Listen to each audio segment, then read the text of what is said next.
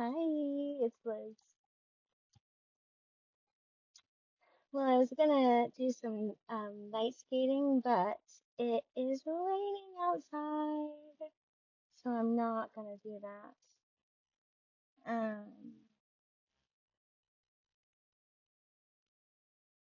and yeah, today I spent a bunch of time at the library and I worked on a painting, drawing thing, and uh, I hung out with my kid and we made bookmarks.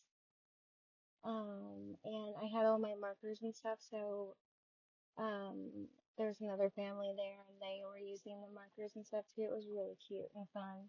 And all the kids started singing this song that I can't remember. It's like on TikTok. But it was just so cute because they were like, I like songs. And then Josephine was like, "Oh, really? What kind of songs do you like? Um, you should sing one that you like." And they were like, "Oh, okay. One that I know is kind of like." And then they started singing the song, and then Josephine was like, "Oh yeah, like na na na na na." Na," and then they were all like, "Na na na na na na." But I can't remember what the song was. But gosh, it was so cute. My heart melted into a thousand pieces and was like in a puddle underneath a chair that I was sitting on at the end. It was just so cute.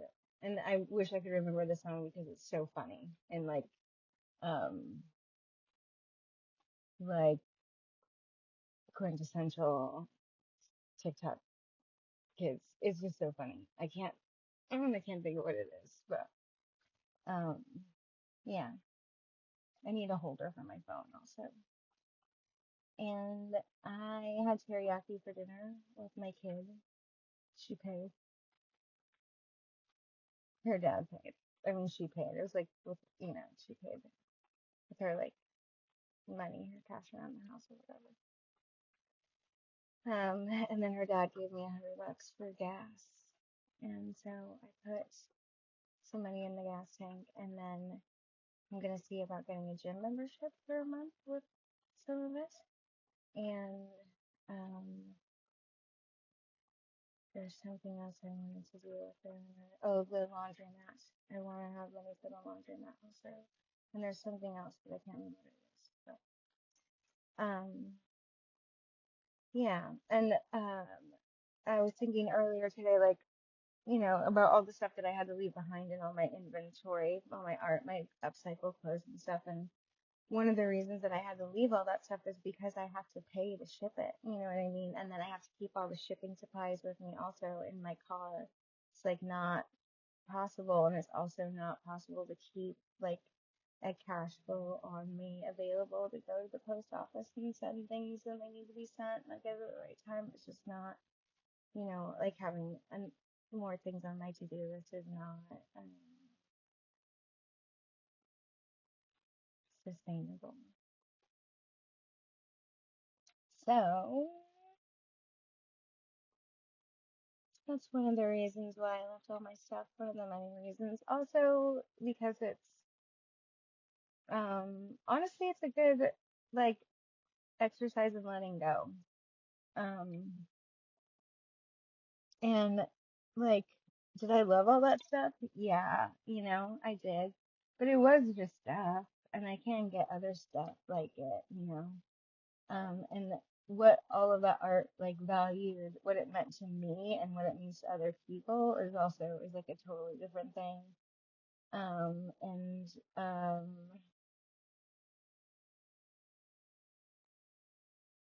it's not the stuff, it's the having a place where my kid was like safe with me. That's the nothing compares to that loss, that heartbreak. And since like I can only touch so much of that and like function, that goes in the deep dark. No, not in the deep dark. Like, I mean, I definitely do cry on the internet about how much my heart is broken right now all the time. But, but also I don't process, like, on purpose. Like, I'm very aware. I'm a very emotionally intelligent person. Mm, I can, I can admit when I'm avoiding something, and this with like with this that with like my mom heartbreak and stuff with Josephine. It's not that I'm avoiding it, it's that I have purposely put it somewhere where I cannot, where it like it can't, we can't deal with that right now. Is kind of that where that is, and it's also not safe for me to deal with that right now. And that's another thing that my body knows, and that's probably why it makes it so easy for me to not deal with it right now, because I know that it's not safe for me to. Yeah, and that's one of those things from like, say what you want about my childhood. My mom can say what she wants, my family can say whatever they want, but I didn't get made this. I'm not. I come from somewhere. So, my perspective, my viewpoint, my resiliency comes from somewhere. I'm not from nowhere. I mean, I kind of am, I guess, because who wants to take responsibility for this disgusting mess, right? Ooh, JK, I'm the best. Um, Me not having my needs met is the failure of this shithole society, not my personal failure. And I will, like, you will fucking never take that awareness away from me. I will never, ever, ever, ever, ever, ever, ever carry around that shame again. Like, no. Um, it certainly is not me. I'm the freaking best. Um, it is a shithole society that throws me in the trash and pretends that it doesn't know what's going on. Because I'm not trash. I'm fucking rad. Um, so, uh, yeah. Um, what was I talking about? I don't know, man. Oh, yeah. Okay, so, yeah, I'm not, um, you know, if my fucking, if my if I'm such a piece of shit and everyone, my mom and my kid's dad or whatever are such great people,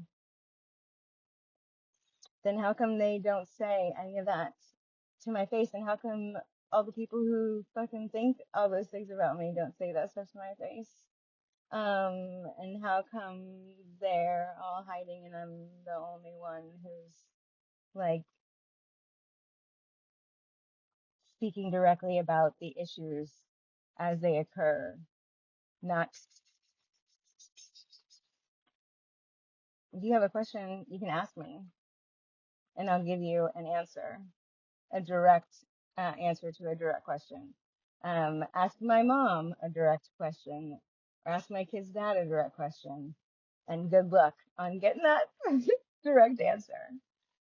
So, eh, suffice to say, like, I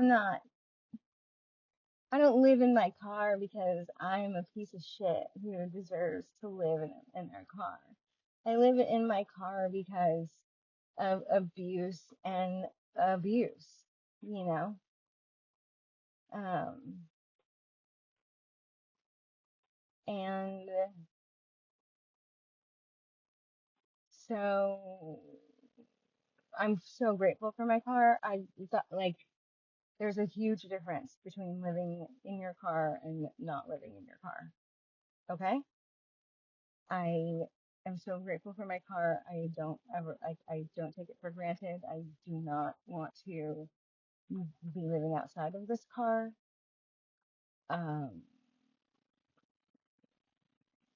that would really fucking bum me the fuck out. And I would really fucking, um,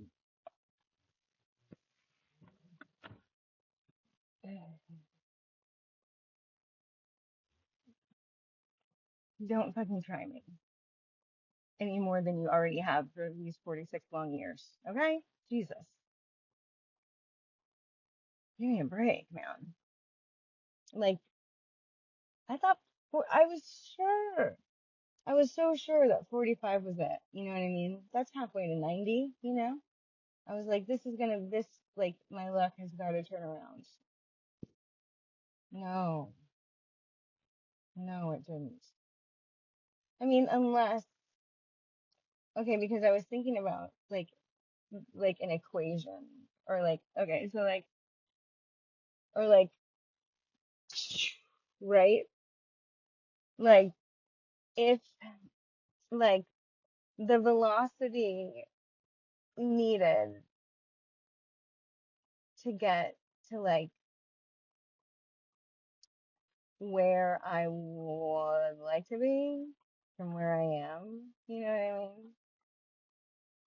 Is like a lot or whatever, you know, to trajectory or whatever. And so, and like, let's say that I was, you know, when I was in my apartment or whatever, and then I had to come here, but that's so that I can go like that. Or, you know what I mean? I actually wrote it down somewhere. I'll have to find it, but it was like, um,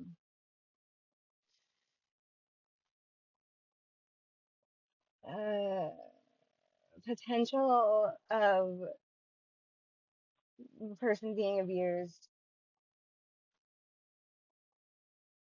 um, you know, times uh,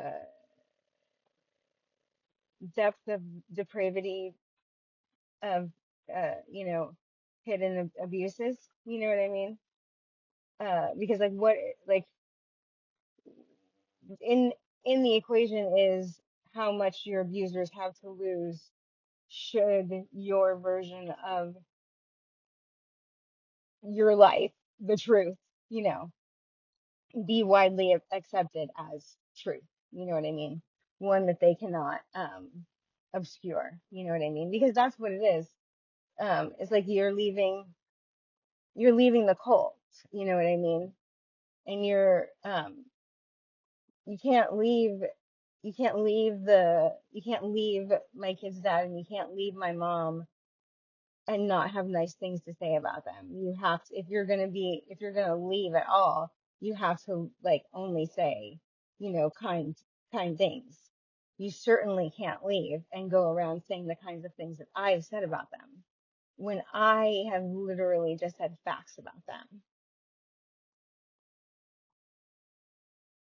And that is how you get into like spiritually unsound territory, because you are like my mom and my kid's dad have been living for so long in opposition to the truth, and the velocity of that um disalignment, like I can't, you know, and you know, and because we live in capitalism and you know, in this abusive society, it's so easy to get buy-in on that, uh you know, get out of my way, shut the fuck up, money talks, you know. I've got, you know, like, you know, it's like a, you know, like boy, like fucking like dudes scaring dude, like, and fucking pick me's, you know, like my mom is like such a fucking white woman, and then such a fucking wannabe white man, like, and she's not a white woman, but she sure the fuck acts like one. A pick me one at that. It's so obnoxious and gross. And then it wants to be such a victim, you know what I mean? And it's like, you're the fucking worst. You're not even cool. That's what I don't get about her. She's not even cool, and she wants everybody to think she's cool. She's the worst. Literally, literally.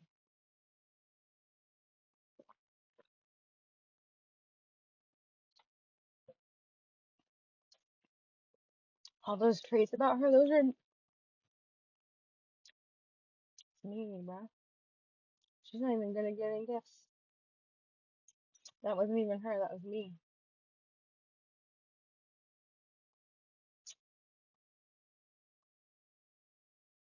And who would eat anything that woman makes? You've seen how she keeps her, like, I can't believe I made it out of there alive. I certainly wasn't supposed to.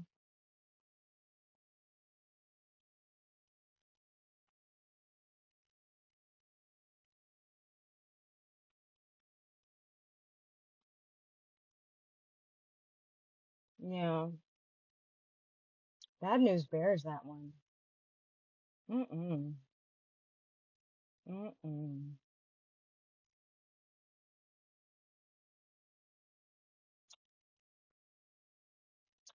Um, I mean, the myriad of things that woman has done to me, but uh, I mean, I'll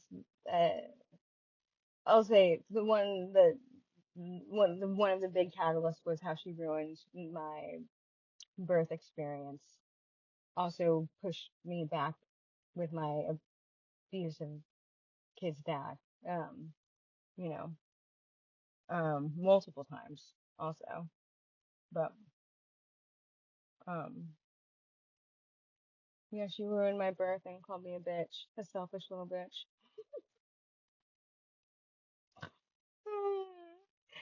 No, I was trying to have a home birth.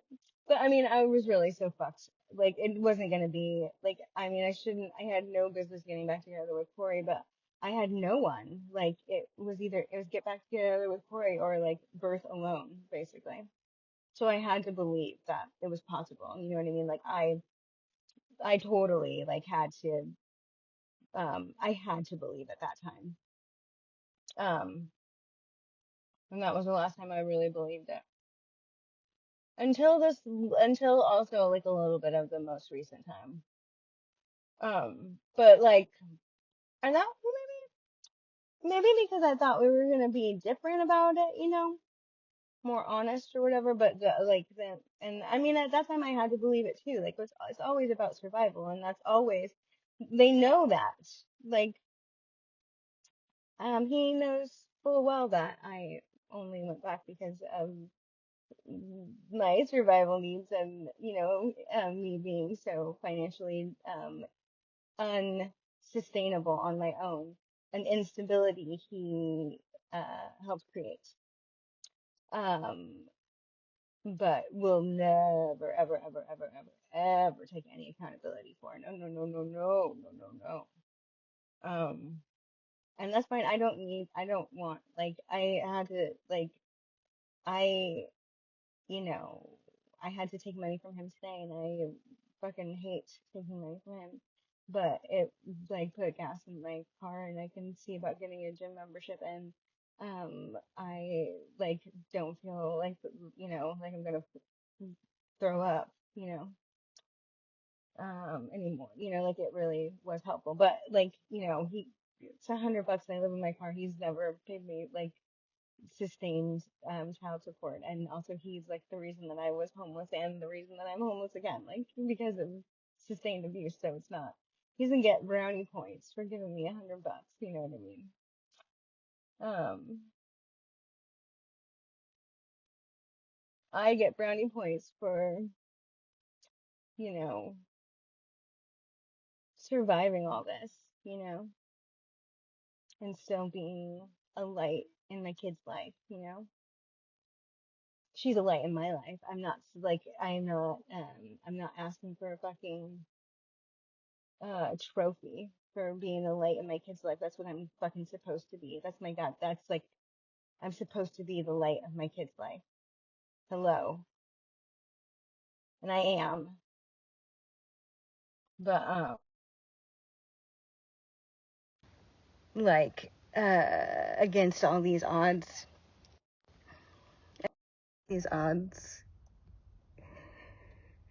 Against all these odds is pretty, miraculous. I'm pretty miraculous.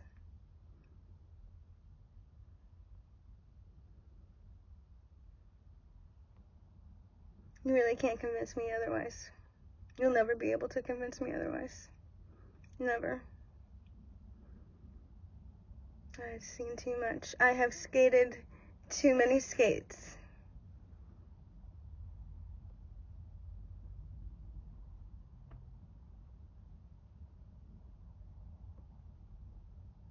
Yeah.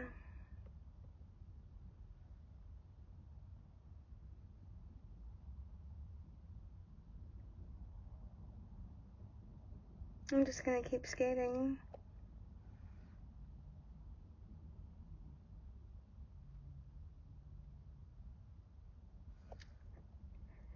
And listening to myself and,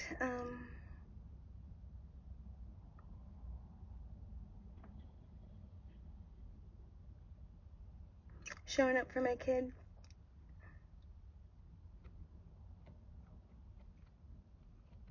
I have an idea of something,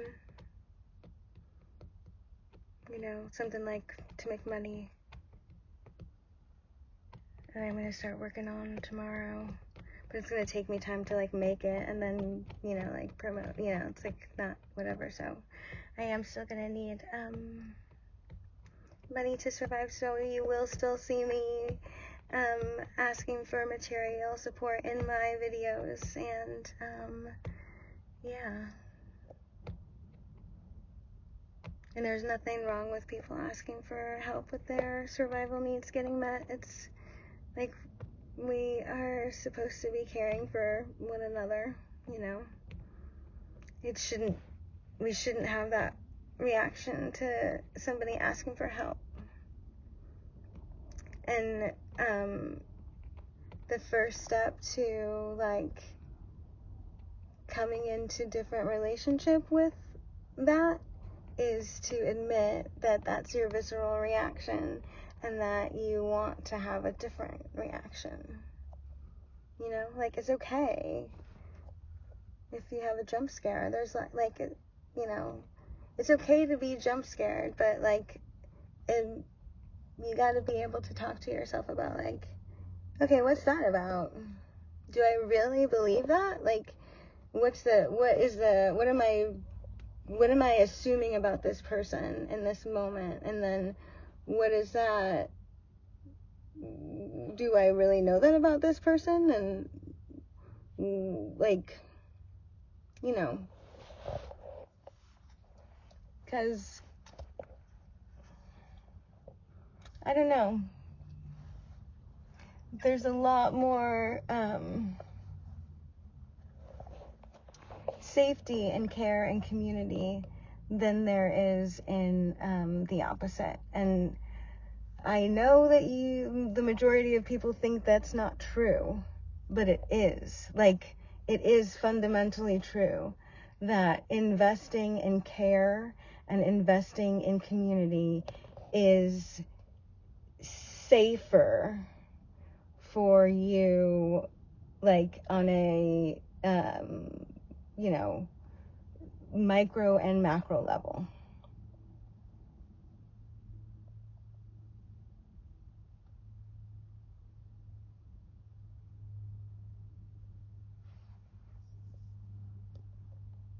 Like, I'm actually very smart, and I wouldn't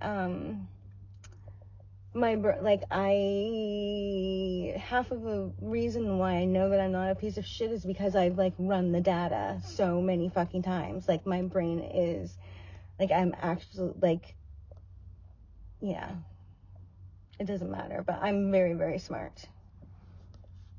Like, literally. No, that's so funny, but I really am.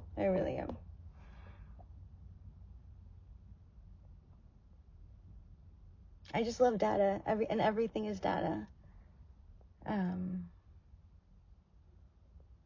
That's why I like reality TV so much, because there's so much data in reality TV. I mean, I do still like it, but I don't watch it as much as I used to, even in the past, like, year or so. I haven't watched it as much as I used to, but I like it because there's so much, like on the surface level, you're just watching, like, Ramona and fucking Sonia go, have dinner or whatever. But, why Ramona and why Sonia, and what is happening behind the scenes, that we don't see on the screen, you know what I mean? What's like the, socioeconomic circumstances, and then who casts them, and who, like, helps them pick out their wardrobe, and, like, gets them, like, ready for whatever, and, like, what's this arc of the story that the producers want us to be paying attention to, and then what's the story that Ramona wants to tell this season, and all of those things, and then like how the audience responds to the season and the characters, and it all, like, it's much more like data on this society than it is like ladies fighting, you know what I mean? People see ladies fighting, but really it's like a fucking treasure trove of sociological, data or whatever. Yeah. Sociological? I don't know if that's the right word, but cultural, I don't know, you guys. I don't know, you guys. I'm just on here talking to my phone. So I guess I'm gonna say that this is day 7 in the bag. Is it day 7? Or is it 8? It's day 7. It's day 7. Day 7 in the bag. My longest video. I did moisturize and brush my hair before filming this.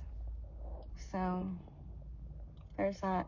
And this lighting is very complimentary of the lighting that is available here. So, yeah. Thanks for hanging out with me and listening to me blabber about life and stuff. Thanks for being here. And subscribe to my YouTube channel so you can follow me on my my journey to finding a home again at some point. And like wherever I go, however this roller skating journey takes me on the way. Yeah. Okay, bye.